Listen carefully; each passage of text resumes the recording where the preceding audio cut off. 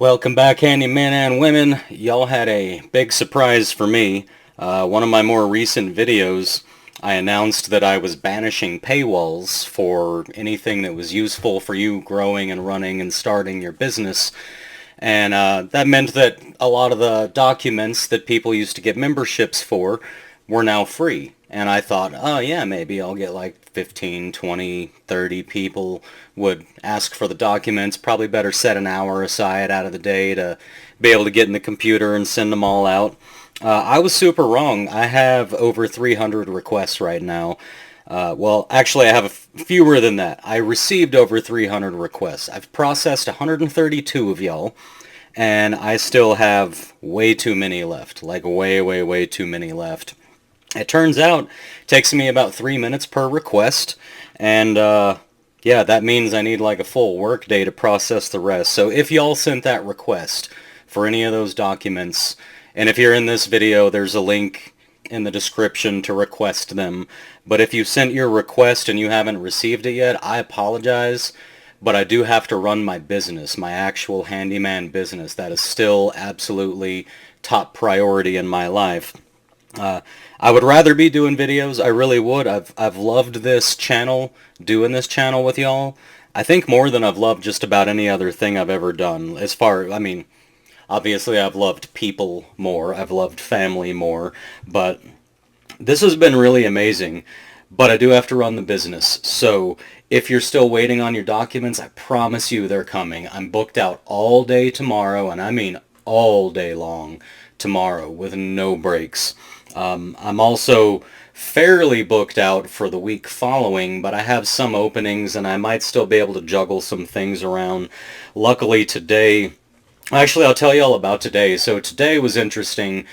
I got this email and it had a lot of pictures and descriptions, and a plumber had been called because there was water coming up from under the floating floor. So obviously that means there's a leak somewhere. They sent a plumber out on an emergency basis. And long story short, the plumber essentially submitted this report with photos and stuff where he wanted me to go into the bathroom and remove the back of the vanity and open up the walls so that he could access the water heater and the AC and a bunch of other stuff in a utility closet that was on the other side of the wall. So this particular property manager, he trusts me quite a bit, so he doesn't usually ask me to do like what the plumber wants me to do or what the homeowner or the tenant wants me to do. He usually just assigns me the job and is perfectly happy for me to just show up, analyze the situation, make my recommendations, fix what I need to fix. So what I found was this plumber thought we needed to do all kinds of crazy stuff. And long story short, I pulled the air filter out of the AC, out of the handler unit. So, you know, this one has the condenser fan outside and the handler in the closet. So I opened up the AC and pulled the filter out, and it was like, there was no air going through that filter. Like, there's no way hardly any air was moving. And if y'all don't know this, if the air's not moving past the coils that are doing all of the cooling, essentially it's a cold radiator that all the house from the air gets blown over. If that radiator is really cold and it's humid and air's not moving past it, it gets condensation just like a glass of cold water in the summer, and that condensation starts dripping down. Now usually that's not a big issue because usually you have enough air moving past that any slight condensation that's trying to form gets evaporated into the air and blown back into the house. So what I found was the air filter was dirty, which was causing really excessive condensation. I mean drip, drip, drip, drip, drip, drip real fast. And then on top of that, the drain was clogged, and the drain line for this is not even done correctly. It's like a clear silicone tube, like a 3/8 inch silicone tube that is trying to drain through, and that's just not how these are made. But forget about that. It was blocked down below, so I blew that, just literally untook it, just took it off and put it in my mouth, blew through it. I could feel the clog pop out, put it back on, tightened everything up, new air filter, hung around for about an hour, and looked underneath again, and where there was a piece of wood that was drip, drip, drip, drip, drip, no drips. There was one drop on the very bottom, and it was just kind of blowing around in the wind, and eventually it went away. So the tenant's watching that. But I guess long story short is today I don't want to use the phrase save the day, because it wasn't all that hard, but from the property manager's perspective, though, I saved the day in a way. From the property manager's perspective, they just paid a plumber a bunch of money to go out on an emergency call. So I'm sure they paid many multiple hundreds, maybe not 600, but probably something between 3 and 6 for the plumber. And they were expecting me to open up a wall and provide another bill on an emergency basis. And then they were expecting to have to send the plumber back to do the work. And then they were expecting to have me go back and fix the wall. So they were looking at spending a good $1,000 to $2,000 altogether before it's all said and done. And instead, I knocked it out, and I'm probably going to charge, I was there maybe 2 hours, so I'm going to charge less than $300, plus the cost of the filter, of course. And I guess the moral of the story is, try to look at the situation that you're in. Like, try to think about every job. Don't just get a job and show up and just do what the job says. You do need to do what the job says, but don't just show up with the intent of just doing what the job says. Show up with some idea, like with some ownership of the fact that this rental home belongs to your property manager and that it's your job to make sure it's maintained well, and look at the whole situation. I've had a similar thing in the past where there was a leak in a ceiling and nobody could figure out where the leak was from. Apparently they sent a plumber, the plumber couldn't figure it out, so they hired a different plumber thinking maybe this plumber will figure it out, and he didn't figure it out. And then they literally sent, I didn't even know this existed, this guy calls himself a leak detection expert, and he couldn't figure it out. So then they sent me, and they didn't send me to actually find the leak, they sent me to close up the holes and to repair the ceiling, because it had rotted some plaster and stuff that had started flaking down and was getting all rotten. And then the plumbers also, obviously pulled that out and made a bigger hole so they could look around. So I showed up and I just kind of analyzed everything for a little bit. I slowed down and I took my time and I just looked around and I tried to visualize, obviously gravity makes water come down. So I looked around, there's nothing on the roof, there's nothing on the beams, no signs of any leaks. And I just sat there just looking around, and there's this galvanized pipe that runs right on top of where the hole is. And as I'm looking around, I see the pipe, and I'm like, there's no leaks. And I look down, and I notice that this joint down the pipe, there's a 90-degree elbow, had some rust at the end of it. And I look down the other way, and there's a coupler, and there's some rust at the end of it. And I'm like, oh, well, there's some rust there. That means water at some point. And then I looked at the pipe above me a little bit more closely, and I started seeing all the teeny tiny little hard water stains on. And if you know what galvanized pipe looks like, it's not easy to see like an itty-bitty little circular hard water stain on a galvanized pipe. That's not something that's going to be super obvious and stand out. But that's what I saw. And what I realized was, well, I'll tell you first, I went outside and I got up on the roof to look for vents. And I walked the perimeter of the house to look for vents. And their crawl space, because we don't really have attics here, it's just like crawl spaces up above. The crawl space had no ventilation at all. So what you end up with is the right times of year, you have cold water coming through pipes that are going through an extremely hot, humid crawl space, and the water was condensing on the pipes and then dripping off of the pipe. So I suggested that before I close up the ceiling that I install some whirlybirds on the roof. So I did that. I put 3 whirlybirds on and then waited for like a month, and sure enough, no more leaking, and closed the ceiling up and everything was fine. But the point is, stop and take a look around and just really take ownership in the properties that you work on. Take ownership in the idea that you're trying to make sure that these are maintained well. So that happened, and that was cool for today. Now, yesterday's job was an absolute killer. It was horrible. What I had was, in fact, you can see a part of it in the thumbnail, was this gate. So it's wrought iron fencing, plus the pedestrian gate, plus 2 very large, like 16 or 20 foot long swing open gates, that are motorized for a gated community. So altogether, like from end to end, I want to say it was about 70 to 75 feet worth of wrought iron fencing and gate. And then this big stucco curved stucco sign, you know, that said like in cursive the name of the gated community. And that all had to be painted. It was all outside. It was 112 degrees. The wind was blowing. The sun was shining. It was horrible. There was no shade. I got there early because the way that I estimated this job was I estimated it so that if I could knock it all out in one day, it'd be an $800 day. But if I didn't knock it out in one day because of the heat, like if I just didn't care to stay there long enough to knock it all out, I could cut it in half halfway through the day and come back the next day or another day and at least have two easier, shorter $400 days.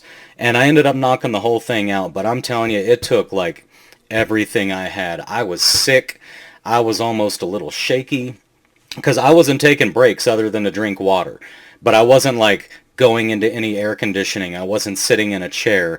I had an ice chest full of water and Powerade, and I would work for 30 minutes, and then the timer on my phone would go off. I would force myself to drink one Powerade and one water and go straight back to work. Just go over there and just for like 3 minutes and just get it all chugged down and go back to work.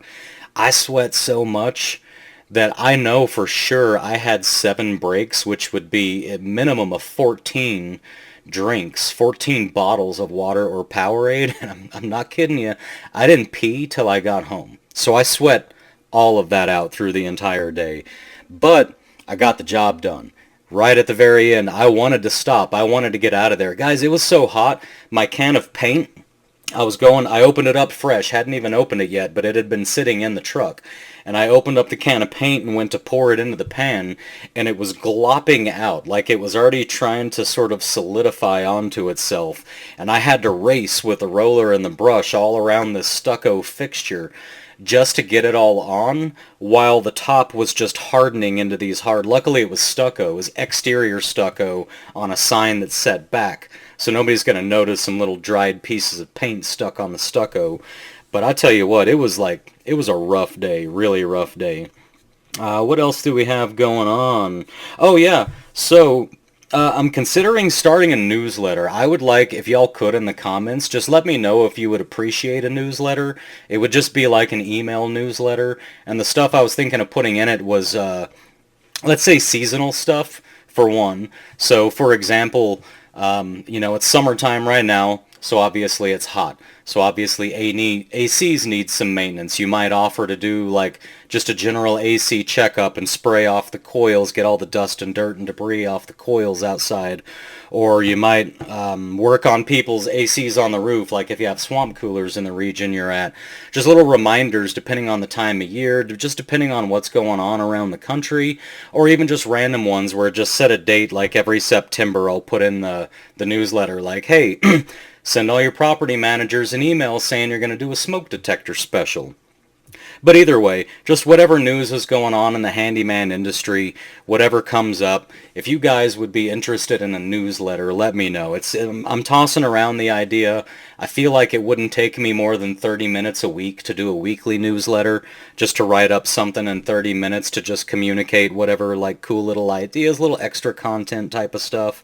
And if y'all are interested in that, if I get enough replies, then I'll probably start setting aside a little time every week or every other week and just putting together a newsletter. It sounds fun, but it's not like a big plan. And then finally, I did want to make sure, like really sincerely, I wanted to make sure to thank you guys, because some interesting things are going on. The channel's growing, and I've suddenly had to say no to like a dozen sponsors in the last month, which is strange for me because I've gotten some sponsorship offers in the past that I said no to, but they weren't so frequent. But you guys have grown this channel just by, I know y'all y'all may not think it's a big deal, but when you like one of my videos, when you comment on one of my videos, anytime you engage with this channel in any small way, to you it's just a half second of your time, but the fact that you chose to do that, to just give me that half second before you move on to the next video, it has brought my engagement rate up so high that suddenly sponsors are reaching out, and so far none of them have been the right one, because one thing that I'm just dead set on sticking to is if I can't use it in my business, if I don't use it, if I can't verify that this is a real like quality product or software or whatever, if it's not sincere, my recommendation of a product to you, like y'all know I use Jobber, y'all know I've always used Jobber, and I'm grateful that I have Jobber now. But all these other guys, you know, there was nothing wrong with them, but I was able to tell them no. And not only was I able to tell them no, but it was easy to tell them no because my numbers are just looking so good, and it's because of you. It's not because of me, because every one of y'all could just click on this video, watch what you want to watch, and just click to the next video. But I just want to say thank you, because you've made it easy for me to turn down sponsors, like with confidence, and not worry that maybe I should have looked into them further or talked to them some more. I can look at these products and these softwares that people want me to pitch, and I can literally just say that doesn't look like it's good for my business, and I don't think it's good for their business. Or maybe it is good, but it's just like another multi-tool blade, just like all the other multi-tool blades. And I can just move on and focus on making more content for y'all, focus on my business, focus on the future, instead of having to worry about, like, do I need another sponsor so that I can keep doing this? I'll have more, but when I do, y'all will know that they're sponsors I believe in, you know what I mean? So just really sincerely thank you for the engagement that y'all do, because it is too easy to just click to the next video. So I appreciate you. It's been really awesome. And actually what I'm doing next, I'm recording this right now, and as soon as I get this out, I'm working on the next video that I'm going to be trying to put out today. I'm not doing anything else because I solved that emergency, you know, leak job that I was telling you about. I set aside the whole day for it. I actually moved some jobs and not canceled, but I guess I canceled. I told them I can't come today because of an emergency and we need to reschedule. So I'm rescheduling those jobs. And then I got it done by lunchtime because I just stopped and slowed down and paid attention. So the next one is the top 10 things that you're doing that can kill your business, which I think is a really important one, because it's 10 things, 10 mistakes that you can make, or habits that you can have that are going to kill your business, and I think it's going to be a really good one. I've got my list going already. I'm trying to make sure I get it all laid out right. I'm trying to do better content for you guys, so it's not just me rambling on. I can ramble on in these, you know, journal videos, but the other videos, I want to make sure they're put together well for y'all. So I'm getting that worked on. I'm just about wrapped up with a list and sort of the layout of the video. I'm going to take a little bit of break, and then I'm going to come back and I'm going to do that one. But anyways, thank you guys. It's been a crazy week. Just thank you for everything. Hope y'all are killing it.